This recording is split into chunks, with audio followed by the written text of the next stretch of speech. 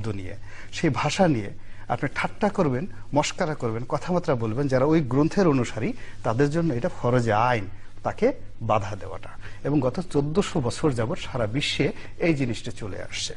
এখন এই জিনিসটা চলতে গিয়া আল্লাহ রাব্বুল আলামিন কতগুলো ঘোষণা দিয়েছেন। এখন এই যে বিভিন্ন রকম তথাকথিত বুদ্ধিজীবীরা বলছে যে আল্লাহ রাব্বুল আলামিন ইসলামকে হেফাজত করবেন, বলা হচ্ছে যে কোরআনকে হেফাজত করবেন, হেফাজত তো অন্য কারো করবেন না। আচ্ছা, আমি তাদেরকে প্রশ্ন করি যে প্রত্যেকটা জিনিসটা সীমা পরিসীমা আছে। যে লোক কখনো নামাজ পড়েন না, যে লোক কখনো ধর্মকে বিশ্বাস করেন না, যিনি কখনো কোরআনকে পড়েন না জানার জন্য, তিনি কোরআনের তাফসীর করতেছেন, কোথা থেকে একটা আয়াত বের করেন, সেই আয়াতটা ওযু ছাড়া, গোসল ছাড়া তিনি সেটার আপনার তাফসীর বলা শুরু করে দিচ্ছেন।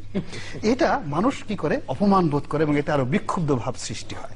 আচ্ছা, এখন আমি তাদেরকে জিজ্ঞাসা করি, যখন একেবারে প্রথম আমাদের যখন ভণ্ড নবী মুসাইলামাতুল কাজ্জাব, প্রথম ভণ্ড নবী, তিনি দাবি করে বসলেন আমি নবী, এবং তিনি সাজ্জা নামে আর এক মহিলা ভণ্ড নবী, তিনিও দাবি করে বসলেন। দুজন বিয়ে করে আজকের যে সৌদি আরবের রাজধানী রিয়াদ তার কাছাকাছি নজদ প্রদেশে তারা বিদ্রোহ করলেন।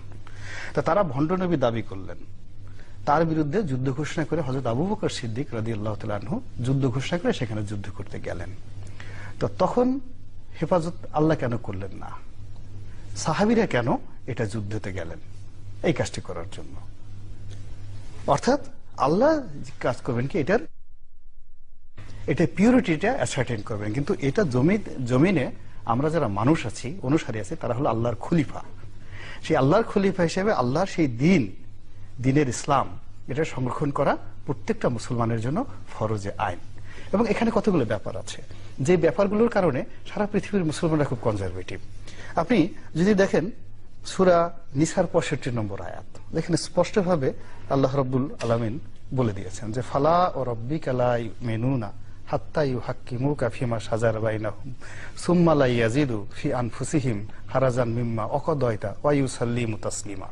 যে তোমরা কখনোই কোনো অবস্থাতেই মুমিন হতে পারবে না, মুসলমান হতে পারবে না, যতক্ষণ না পর্যন্ত তোমাদের প্রত্যেকটা কর্মে আমার রাসূলকে অনুসরণ করবে না।